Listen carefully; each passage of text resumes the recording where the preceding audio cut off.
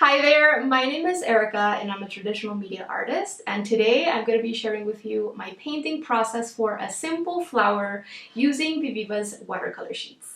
This flower painting is going to be just perfect for anyone just getting started with watercolor or looking to create a quick and fun flower sketch. All you're going to need is a sheet of watercolor paper or a sketchbook intended for water-soluble mediums, a medium-sized round brush. I'm going to be using a size 14, some sort of paint mixing palette and an absorbent towel, a scrap piece of watercolor paper so that you can test out colors and transparencies before actually using them in your painting, your container of clean water, and your color sheets or whatever kind of paint you're using. We're going to be creating this flower with only 2 layers of paint.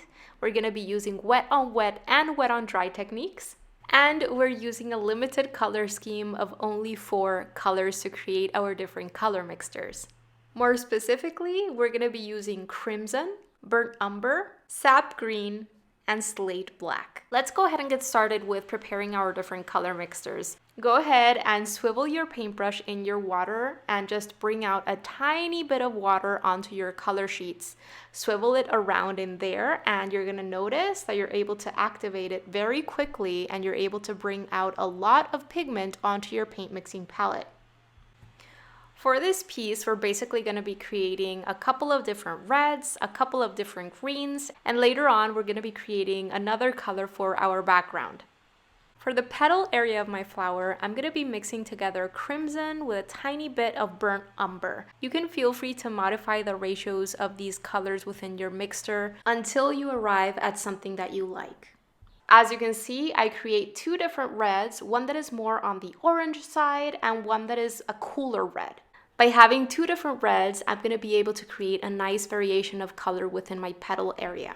I then moved on to creating 2 different greens, one light green and one darker green, and the only thing I did was one of them is pure sap green with water and the other one is sap green plus a little bit of slate black.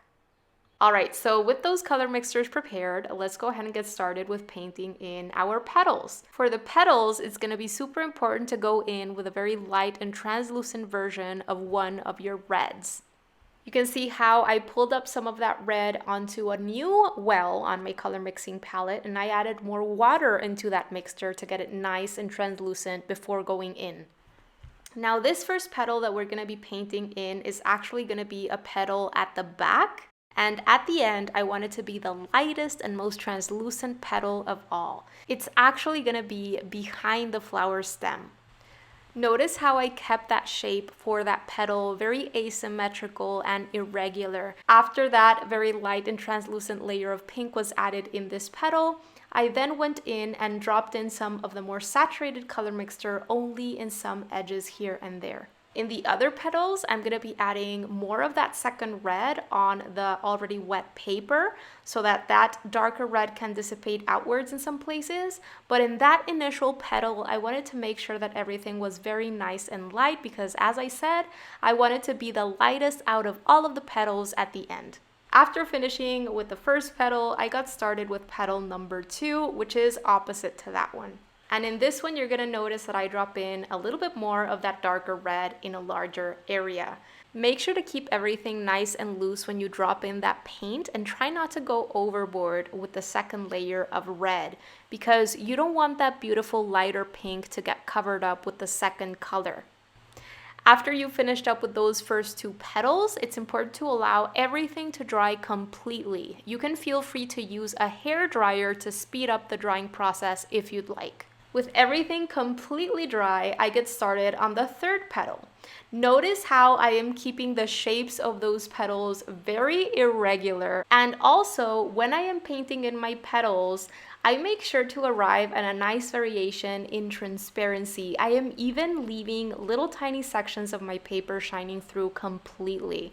When working with watercolor, it's important to work in conjunction with the beauty and the whiteness of the paper under the paint to create those different values, areas in which the paint is very transparent and areas in which the color is more saturated and darker. This is what's going to help make the paint look like it's glowing and look like it's light. Keep everything loose and light-handed for this flower sketch. We want it to look very organic and irregular, and make sure that you're not going over the same section of your watercolor paper again and again and again. Allow the paint to do its own thing and embrace that irregularity.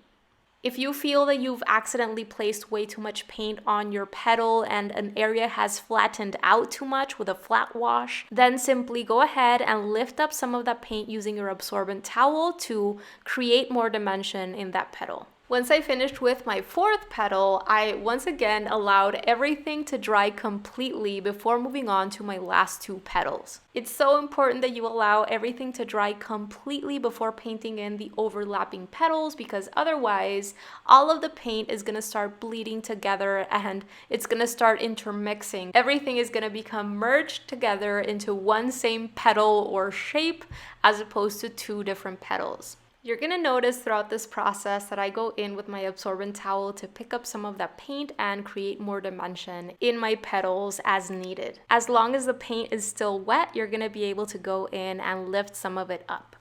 You can also use the bristles of your paintbrush as a sort of sponge to absorb excess paint in some areas that you've accidentally laid down or that you want to add more dimension into. Just make sure that your bristles are clean and only slightly damp.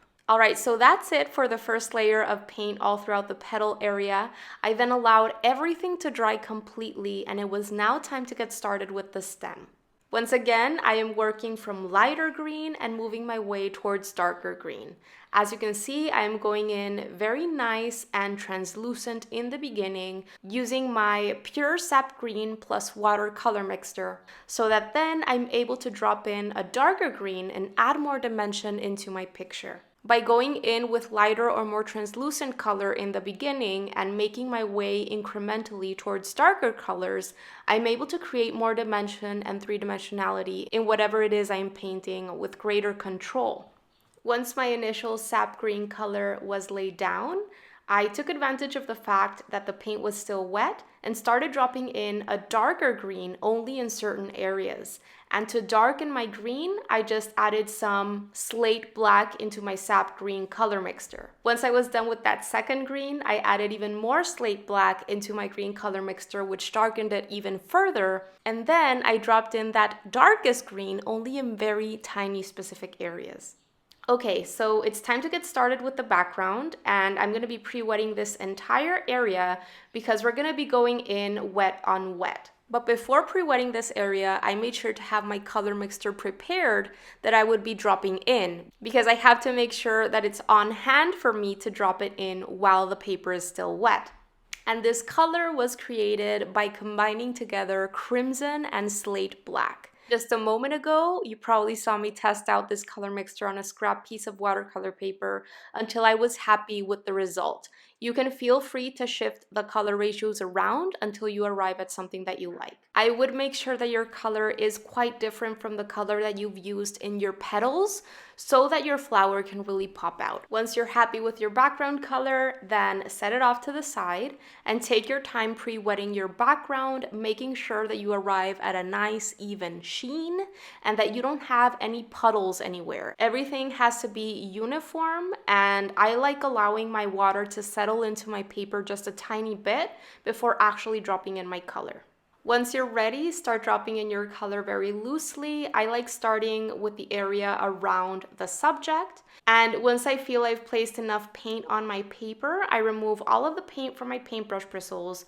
I remove the excess water by blotting my bristles on my absorbent towel, and I go back in to move that paint around until I arrive at something that I like. I even go in with my absorbent towel near the end to pull up some texture in this area. Once I arrive at something that looks good to me, I allow everything to dry completely before finishing up with the final step. And the objective with this very last step is going to be to darken some darkest darks a tiny bit, add a little bit of contrast into certain areas, and just add a tiny bit more detail and definition, especially within the petal area, so that those petals can really pop out. You're going to notice that I keep these little abstract shapes that I create along some of the edges of my petals very irregular. There is no need to feel like you have to outline around your petals or anything like that. Keep everything very loose, very irregular, and a little bit goes a long way. I really love this part of the process because with this kind of layering, things really start to pop out. And because we're going in wet on dry, the color is more saturated and darker. So it really helps with that definition. And finally, I'm gonna do the exact same thing to the stem area. So I create a little bit more of my dark green color mixture by mixing together sap green with slate black and only go into some tiny little areas here and there just to add further contrast and definition. All right, you guys, that is it for today's quick flower tutorial. I really hope that you gave it a go for yourself and that you enjoyed it. And if you like this video, please like and subscribe and tell us in the comments what you'd like to watch next. Have a beautiful rest of the day. Bye, guys.